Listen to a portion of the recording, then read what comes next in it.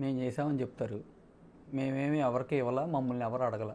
First point, మాకు అసలు మీడియాకి రావాలనే థాటే లేదు. ఆ అమ్మాయి వాళ్ళు స్ట్రాటజికల్గా ఎప్పటి నుంచో ప్లాన్డ్గా మేమిద్దరం సెపరేట్ అని అనుకున్నాం. అమ్మాయికి సెకండ్ ఫోన్ ఉంది, నెంబర్ అడిగా, ఎప్పుడు 3 ఏళ్ళ నుంచి ఉన్నట్టుంది. మాకు యాక్చువల్ ఇష్యూ స్టార్ట్ అయింది, ఆ అమ్మాయి లైవ్ పెట్టింది నన్ను తిడతా. నేను చాలా పర్ఫెక్ట్ అప్పటికి. లైవ్ పెట్టింది, నాకు అమ్మాయి అంటే చాలా ప్రాణం. పెట్టి నన్ను అంది, చాలా అంది. వీడు కార్లు ఇవ్వట్లేదని అదని ఇదని చాలా ఫాల్స్ ఎలిగేషన్స్ చేసింది. బాధేసింది. వాళ్ళ ఫాదర్కి చెప్పా నేను ఉండలేనని. కానీ నేను ఎవరిని చేసుకోను, సెపరేట్గా ఉంటాం. గొడవ పడతాం కన్నా ఇంకో చోట నేను ఇంకో చోట ఉంటాం బెటర్ కదా, అది నేను చెప్పింది. పెళ్ళి అయిపోయింది, విడిపోలేం, పరువు. విడాకులు అడిగింది ఎవరండి మొదట? అసలు సార్ ప్రపోజల్ తెచ్చింది ఎవరు? పెళ్ళి అయినప్పటి నుంచి 100 సార్లు అడుగుంటుంది సార్ డైవర్స్. దేనికైనా సింపుల్ థింగ్ బ్లాక్మెయిల్. నాకు అర్థం కాల. నాకు అమ్మాయి అంటే చాలా ఇష్టం, ఆ అమ్మాయి కూడా బాగుండేది. ఇప్పుడు ఒక్క నిమిషం కంటిన్యూ చేసే ముందు మీరు ఒక జర్నలిస్ట్ గురించి ప్రస్తావించారు. ఆయన పేరు చెప్పడం నాకు ఇష్టం లేదు మీన్స్ గౌరవం లేదని కాదు. ఆ మూర్తి చంపేని, ఆయన మమ్మల్ని చంపేనే ఉండే. నేనేమంటానంటే, మీరు ఆయన ఇంటికి వచ్చారు, మీ అబ్బాయితో ఆడుకున్నారు, మీ ఇంట్లో కూర్చుని మీరు తినే ప్లేట్లో తింటూ వీడియోస్ చేశారు, రీల్స్ చేశారు అని కదా మీరు అంటున్నది. 4 కాదు. ఇప్పుడు ఆయన వయసు 52 ఏళ్ళు అని చెప్తున్నారు. మీ మిస్సెస్ వయసు ఒక 30 ఏళ్ళు ఉంటాయా? అండ్ మా మిస్సెస్ని కలపొద్దులేండి. కాదు, కూతురు వయసు కదా, కూతురు వయసు అంటే పరిచయం ఉంది, తెలిసిన వాళ్ళు అయి ఉంటారు, తప్పే ఉంది, వస్తారు కదా. ఇప్పుడు మీరు నాకు పరిచయం అయ్యారు, రేపటి నుంచి మీ ఇంటి దగ్గరికి నేను రావచ్చు కదా, తప్పే ఉంది చెప్పాడు. తప్పే ఉంది. ఒక్కసారి ఎందుకు కలిశానని చెప్పాడు నిన్న TV5లో. నేను అదే అనుకున్నా. ఓకే, నాతో ఎందుకు పిలిచి మాట్లాడలా? పెద్దోడు కదా, ఇద్దరిని కలపాలని చూడాలిగా, ఎందుకు విడదీయాలని చూస్తున్నాడు? అంటే వాళ్ళ అమ్మగారు టీచర్ కాబట్టి విజయవాడ BRTS రోడ్లో టీచర్స్ అందరూ కలిసి ప్రొటెస్ట్ చేసిన ఇష్యూకి సంబంధించి మీరు ఆ రోజు పెద్ద ఎత్తున ప్రొటెస్ట్ చేశారు కదా, ఆ అంశం గురించి మాట్లాడటానికి ఒకసారి వాళ్ళ ఇంట్లోకి వెళ్ళారు అని వాళ్ళ అమ్మగారు చెప్తున్నారు, ఆయన కూడా చెప్తున్నారు. అందులో తప్పేం కనిపించింది మీకు అని? దాంట్లో అసలు నేను అంటుంది ఒక్కసారే కలిశాను అన్నాడు. అవునా, మీరు ఒక్కసారి అది చూడండి, మీరు అదంతా చెప్తున్నారు, బాగానే సపోర్ట్ చేసుకుంటున్నారు, ఒక్కసారే కలిశానని చెప్పాడా? దాని మీద స్టాండ్ తీసుకోమన్నాడు ఫస్ట్. ఓకే, ఆయన ఫోన్ నెంబర్ తీసుకోండి. ఎన్నిసార్లు ఆయన వెళ్ళాడు, ఎన్నిసార్లు వెళ్ళి ఆయన కలిసింది. నేను ఏదో ఉందనో అది నేను మాట్లాడట్లా, ఆయనకి ఏం పని అని అడుగుతున్నా. తప్పంటే తప్పేంటి అంటే అది నా ఇల్లు. వాళ్ళు నన్ను అడిగారుగా ఎందుకు వెళ్ళి వాళ్ళు ఎందుకు వచ్చారు నా అగ్రిమెంట్ మీద నా అడిగినప్పుడు, నాకు రైట్ లేదా? అగ్రిమెంట్ నా పేరు మీద ఉంది, నీ పంపించమంటే పంపిస్తా. మీరు కానీ మీ నాన్నగారు కానీ అతని మీద చేసిన అలిగేషన్ ఏంటంటే, నేనే అతనికి సపోర్ట్ చేయట్లేదండి, మీరు మళ్ళీ అంటున్నారు. ఏం సపోర్ట్ చేయలేదు, ఆయన వెనకాల ఆయన నన్ను పెయిడ్ ఆర్టిస్ట్ చేశాడు, పెయిడ్ జర్నలిస్ట్ చేశాడు. నేను అందు గురించి మాట్లాడుతున్నాను, ఆయన కించపరిచే ఉద్దేశం నాకు లేదు. మమ్మల్ని ఇంటర్వ్యూ చేసిన వాళ్ళు ఎవరినైనా అదే పిలుస్తారు. ఒకటి నేను మీ మోచేతి కింద నీళ్ళు తాగుతున్నానని, మీరేసే చిల్లర ఏరుకుంటున్నానని ఏవో అలిగేషన్ చేశాడు కాబట్టి నేను ఆయన మీద కోపంతో ఏమంటలా, ఒకటి చెప్తున్నా.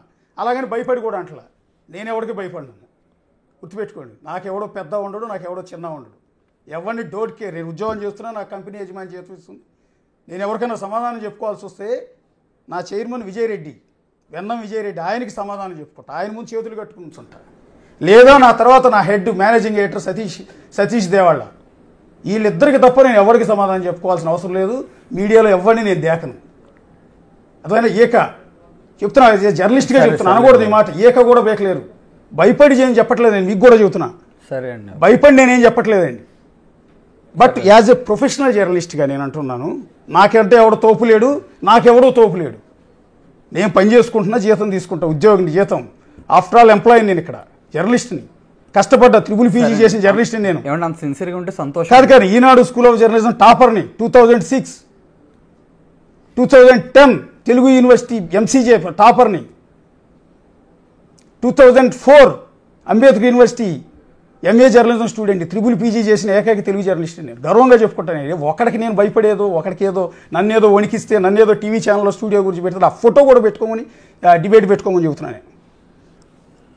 నేను మిమ్మల్ని, మీ తల్లిదండ్రుల్ని మిమ్మల్ని కూర్చోబెట్టి మీ వాదన వినిపించినందుకు నన్ను నా ఛానల్ని కలిపి బదనా చేయటం తప్పు కదా? మీ వాయిస్ వినిపించొద్దా? ఆయన అడగలేదు కాదండి, ఒక బాధితురాలి వాయిస్ వినిపించాం కదా, ముందు రోజు బాధితురాలి వాయిస్ వినిపించాం. బాధితురాలి వాయిస్ వినిపించి మిమ్మల్ని సొసైటీ ముందు ఒక విలన్ కింద చిత్రీకరించాను, నేను కూడా చేశా ఆ తప్పు. మరుసటి రోజు మీరు ఈ వాదన వినిపించుకోవడానికి వచ్చినప్పుడు మీ వాదన నేను వినిపించొద్దా? అది జర్నలిస్ట్ వాల్యూస్ కాదా? ఎంతసేపు ఒకళ్ళని మీ భార్యను మాత్రమే కూర్చోబెట్టి డిబేట్ చేయమంటాం అనేది ఎంతవరకు కరెక్టు? నాకు ఇది అర్థం కావట్లా. 40 రోజుల నుంచి ఒక 100 ఇంటర్వ్యూలు ఇచ్చి ఆవిడ మాట్లాడితే 41వ రోజు 101వ ఇంటర్వ్యూ మీది తీసుకుని చేస్తే తప్ప? సొసైటీ ముందు మీరు ఒక విలన్ అయిపోయారు కదా, మీ సినిమా కెరీర్ నాశనం అయింది కదా ఈరోజు. సరే, దట్స్ ఇట్. మనం ఆయన ఉద్దేశించో పర్సనల్గానో వెళ్ళాల్సిన అవసరం నాకు లేదు. నాకేం ఆయనతో వైరము లేదు, ప్రేమ లేదు. ఒకటి మీరు చెప్పాలనుకుని చెప్పండి. ఒకటి నేనేమంటానంటే, మీ భార్య వెనకుండి మొత్తం ఆయనే నడిపిస్తున్నాడని మీరు ఒక అలిగేషన్ చేస్తున్నారు. ఎలిగేషన్ కాదు అది నిజం. ఎందుకు? ఆయనకేం ఇంట్రెస్ట్ ఉంటుంది? ఆయన తరపునే మాట్లాడుతున్నానండి. ఆయనకేం ఇంట్రెస్ట్ ఉంటుంది? ఆయన అడగండి. అది ఆయన అడగండి. మూర్తి, నేను చెప్తున్నా, కోర్టులో నేను డైవర్స్ ఫైల్ చేశా. కోర్టులో మేము చూసుకుంటాం. దయచేసి వాళ్ళని రెచ్చగొట్టబాక, మమ్మల్ని రోడ్డు మీద పెట్టబాక. ఆ అమ్మాయి మీడియాకి ఎక్కొద్దు, నేను మీడియాకి ఎక్కొద్దు. ఆల్రెడీ అన్నీ మాట్లాడింది కదా, సరిపోద్దుగా. ఇంకేమన్నా క్రియేట్ ఇప్పుడు రేపు 10 రోజులు అంటే వాయిస్తారంటున్నాను. ఒకవేళ నేను మాట్లాడి పేరు ఎత్తితే 40, అదే ఇంకా ఎంత బ్యాడ్ ఇంకేమన్నా క్రియేట్ చేస్తారు నాకేం తెలుసు. బాబు వెళ్ళి అప్పుడు బ్లడ్ తీసుకోండి ప్లీజ్. నాకైతే డ్రగ్స్ అలవాట్లు ఏం లేవు. ఉంటే ఏదో ఉంటుందంట, తీసుకోండి. నా సిస్టర్కి కూడా లేవు, నా సిస్టర్ని కూడా అన్నారు. దారుణం. మరి ఆయన మరి లేడీస్ అది ఇది అంటున్నాడు కదా, మరి మా సిస్టర్న మరి ఆయన అంటే ఏం చేస్తున్నాడు సినిమా? నాది కూడా తీసుకోండి. అండ్ గౌతమికి నాకు గొడవైంది, ఆ లైవ్ వల్ల గొడవైంది. నేను అప్పటి నుంచి డిటాచ్ అయ్యాను. ఆ అమ్మాయి నీ ప్రైవసీ నీది, నా ప్రైవసీ నాదని కూడా మాట్లాడింది. సెకండ్ నెంబర్ చెప్పు అంటే, మొగుడికి సెకండ్ నెంబర్ తెలీదు. అమ్మాయి బర్త్డే పార్టీ చేస్తే నైట్ వేరే వాడి కారులో ఎక్కి మళ్ళీ ఇంటికే వచ్చింది. సడన్గా నైట్లో వెళ్ళిపోద్ది. ఇవన్నీ తట్టుకొని నేను ఎలా తట్టుకోవాలి? అమ్మాయి డ్రింక్ చేసి నా ఫోటో కాల్చింది. అసలు ఆ అమ్మాయి, నేను ఈ తప్పులు అంటలా, మేము ఇద్దరు లవ్ చేసుకున్నాం. ఓకే, మేమిద్దరం లివిన్లో ఉన్నాం గుంటూరు 1 టౌన్ దగ్గర. ఆ ఓనరు టచ్లో ఉన్నాడు, ఆయనకి తెలుసు. పెళ్లి కాకముందే ప్రెగ్నెన్సీ అయింది అనుకోకుండా. నేను నిలబడతానని చెప్పా. నాకు 19 ఏళ్ళే. వద్దు పరుగు పోద్ది అని చెప్పి తీర్చుకుంది ఆవిడ. పెళ్లికి ముందు అబార్షన్ అయింది. ఏం ఏంటి నన్ను ఏలెత్తి నన్ను చూపించుకునే ముందు నువ్వు చూసుకో.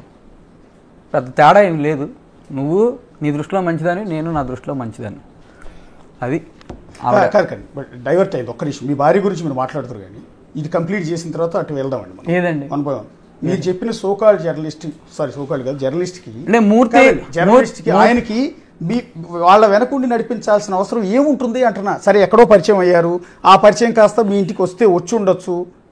సో అది పెద్దరికంగా వచ్చి ఉండొచ్చు కదా. అందులో మీరు తప్పట్టాల్సిన అవసరం, వాళ్ళ వెనకుండి నడిపించి మీ ఇద్దరిని విడగొట్టాల్సిన అవసరం ఆయనకి ఏముంటుంది అంటున్నా. డైవర్స్ కావాలంటే ఎక్కడికి వెళ్ళాలి?